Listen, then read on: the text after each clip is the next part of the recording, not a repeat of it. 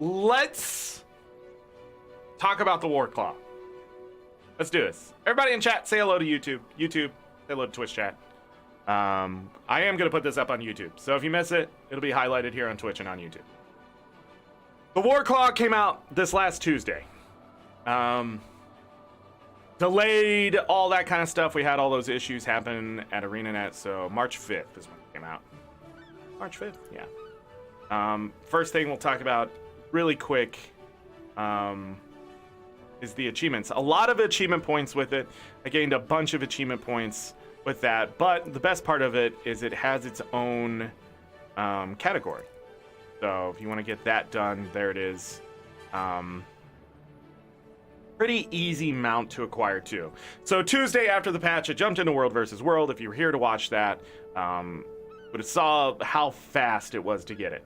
And for a veteran of World vs. World, it's going to take you anywhere from 30 to an hour, depending on what you have to take or what's left.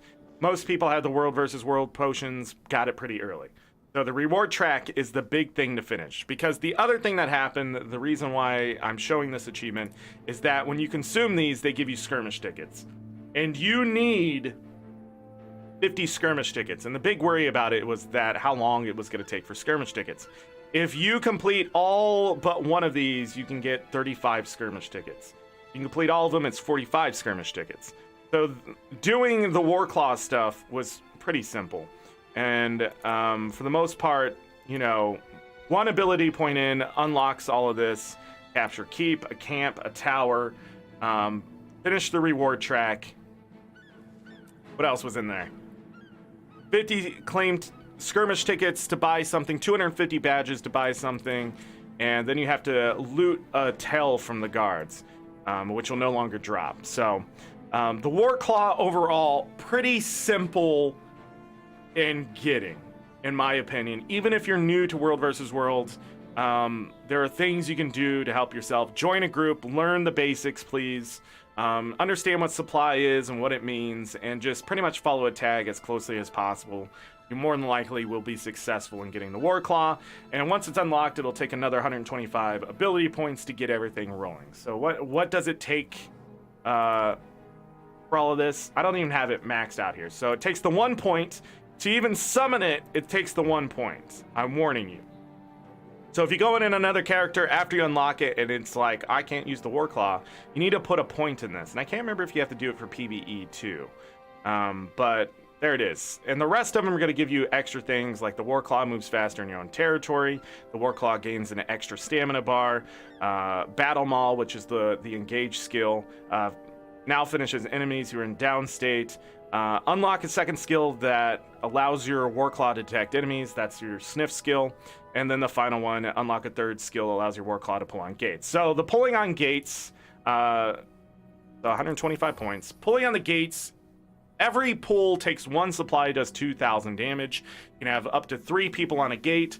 It's negligible in the sense that a lot of people are out there with Guild and Superior Flame Rams doing 14k per hit. Almost as fast as the Warclaw can pull on the gate. So overall, the Warclaw is more of a taxi system inside of World vs. World than an option to speed up what you've been doing. The only thing you're going to be speeding up is probably taking of stuff or defending of stuff, which is good because World vs. World has been in this lull for a while now. It's been in a big lull. So the introduction of the mount wasn't a solution to the way World vs. World is. It's not meant to be. I think it's something they have done and they've wanted to have done, and they finally got it out to us. You know, because Path of Fire 2017, and here we are in 2019, a year and a half later, and we're finally getting a mount in World vs. World. And then the other part to that is we got gliding into World vs. World as well, and that's why we saw a change there. But none of these things are going to drastically change the game mode.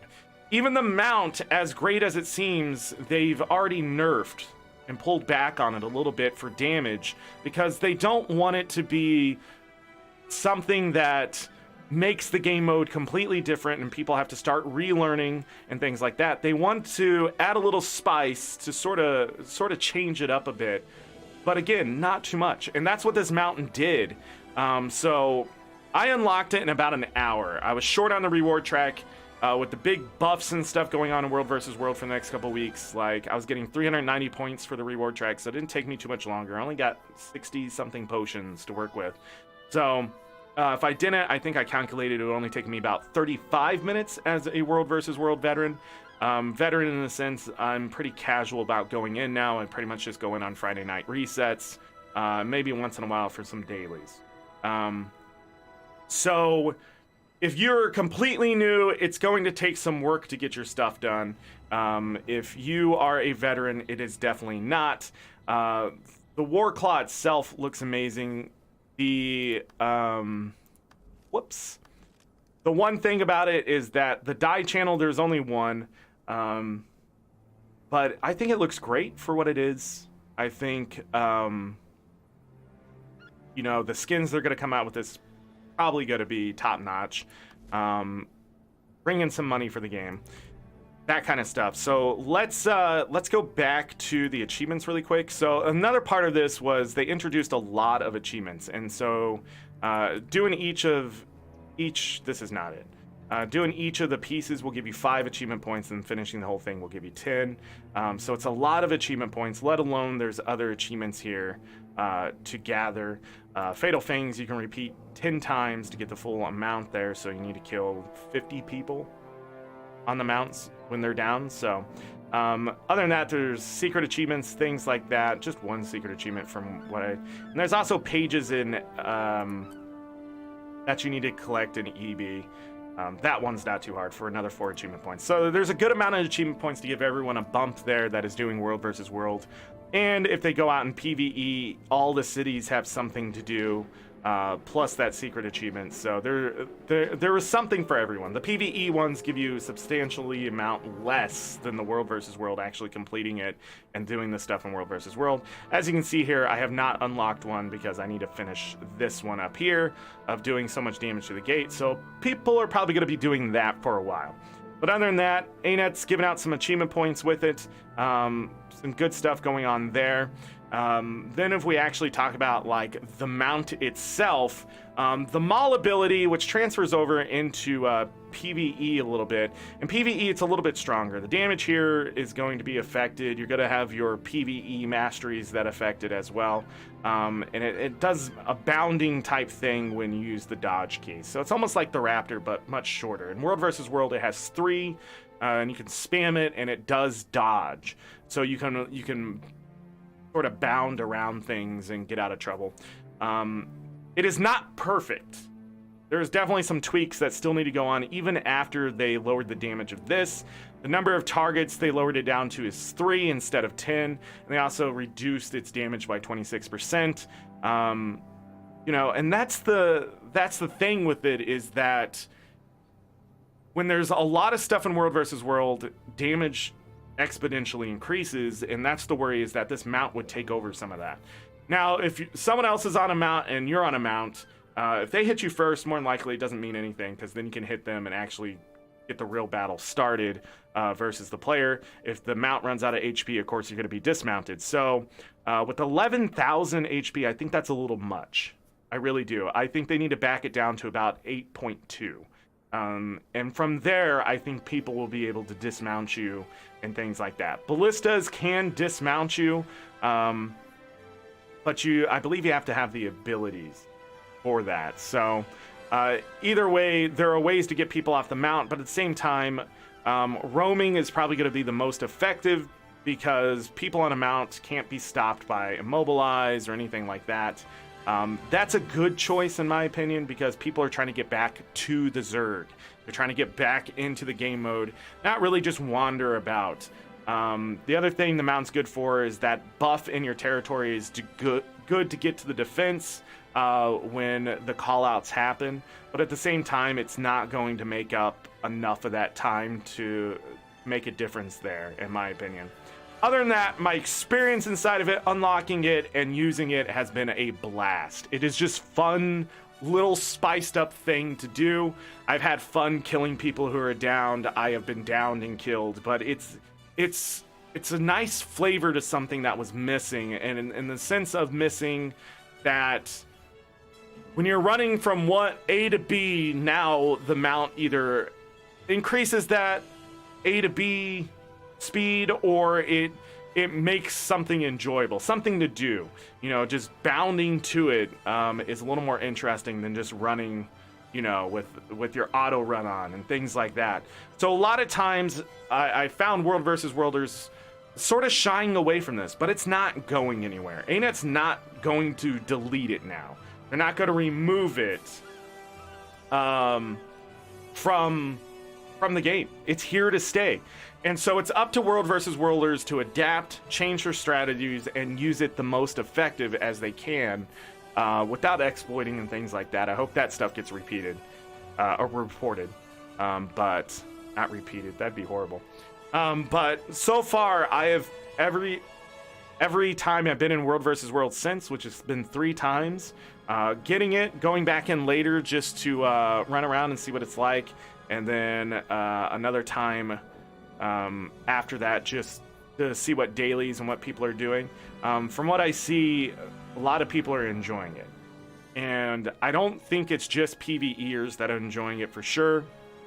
I think all the people who are just trying to grab their shiny and leave have done so. A good chunk of them anyways, and anyone who comes in later to do it, they're going to be with more of a World vs. World oriented crowd, or people trying to learn the mode. And a more populated World vs. World is probably the goal here, is to attract people in and sort of get them hooked. And I think that did happen here. I think a lot of World vs. Worlders are afraid that a bunch of people are going to come in and then be gone, and they're all going to leave. And I don't see that happening. I feel like it's definitely more populated. The queues for me, you know, Eternal Battleground still getting queued up in midday NA. And then later in the evenings, they still queue up. So people still trying to get them, or in general, people are just going back to World vs. World. And this is what we need. Just a bump up, get people back interested, keep that rust from building up too much, and then hopefully learn how to use this 7th mount here. And I think ANET did a great job. They're probably going to be watching really close. They're probably going to be fixing some exploits here with it. Things that they need the player base, the worst of the worst to find, or the best of the best to find. Sometimes it takes a lot of work to sneak into these places that people are doing, but it just takes a quick, you know, report to ArenaNet exploits, you know. And once they figure all that out, I think this mount is going to be a great taxi service in the sense that you're going to be able to get to places faster. I hope the commanders make strike squads, you know, mounts that come into battle and get the downed people faster. I think people are going to change their builds up to take on mounts, and roamers are probably going to have the biggest battle here to adapt to this, of how are they going to catch people on the mount and then kill them, or they're going to have to focus each other a bit more. And another big problem is that when 2 people are on a mount, there's no really way to damage each other without dismounting. So I hope there's something in the future that they can add. And they have 2 more skill spots that they can work with, so we'll see that. Talking about the skills, one of the big things is when you chain yourself to a gate, you have to spam the 1 skill. To utilize the 1 supply and do the motion. If that gate comes down and you're spamming that skill, you will immediately dismount and still be in combat. And that's something I hope they fix as well. So when it comes to skills, the chain abilities, either there needs to be when the gate falls and you get pulled out of it, half second to a second cooldown before you can dismount. So you can still run in on the mount. And I think that's important. That's another thing that I hope they fix, but we'll see what happens. You just have to be careful until then. And I'm probably forgetting some stuff here, but the mount, his impact on World versus World is very light, but it is there. I hope in the future World versus World gets, the alliance system up. We get a balance update for World versus World specifically, rewards updated. Winning means something. Tournaments to come back. I would love to see fun weekends. If they stick to the 8-week process where the final week is sort of like a bye week where they try to figure out where everybody's going, let you transfer and stuff. If they do that, I hope that last week becomes something fun where they bring back Golem events, remove downstate, whatever it is they have in the future planned for it. But just something crazy to sort of give people a week off to figure out what they want to do and not feel like they have to win that week.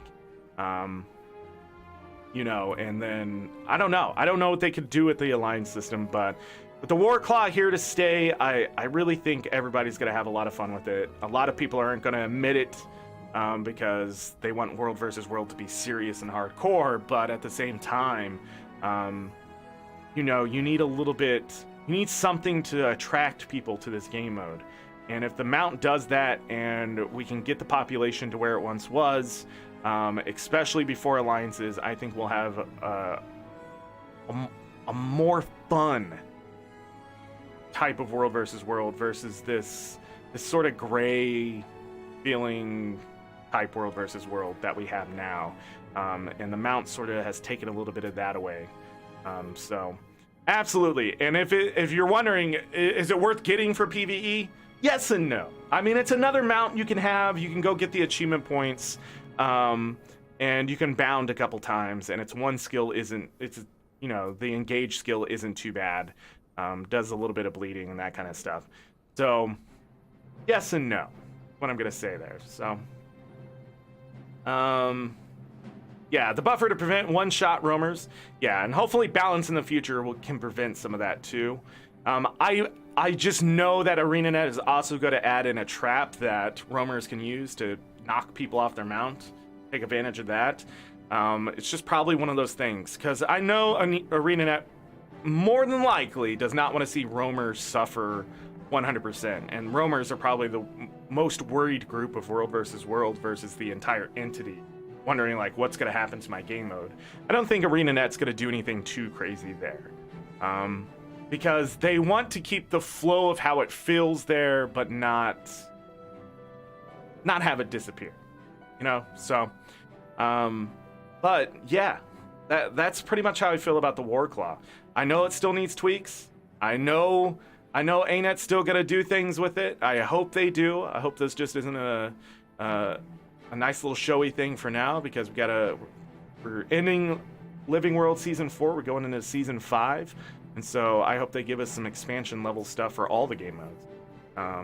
PvE, World versus World, or PvP.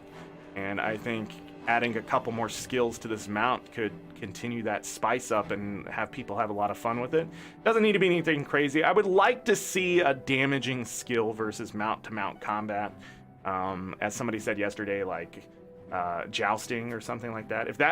If they introduce that to World versus World, I want that to be a daily activity as well. People getting on mounts and knocking each other off their mounts for points. That would just be amazing to me, if we could get that far in this game. But again, ANET potential is much different than the reality of what they have to do. So, there it is. I would love to hear your opinion in the comments if you ever see this YouTube video, or highlight, I guess. And just let me know what you think of it. If you've had a blast, don't be afraid to say so. If you think it's going to be detrimental to World versus World, I would love to hear why.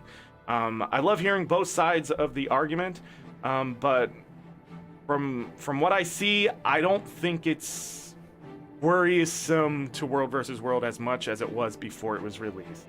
So, but I could be wrong. So, there it is. Give it to you. Go get your Warclaw. Enjoy it. Have a blast in World versus World, and don't be afraid to learn how to World versus World better. Pick up a build, all that jazz. I was born and bred in World versus World when I started this game. I loved it. I commanded in it so many hours. I still do. So it's definitely worth a try and to enjoy in the game mode. You don't have to overwork or anything like that for it. So go have fun. That's all I'm saying. Turn the music back on.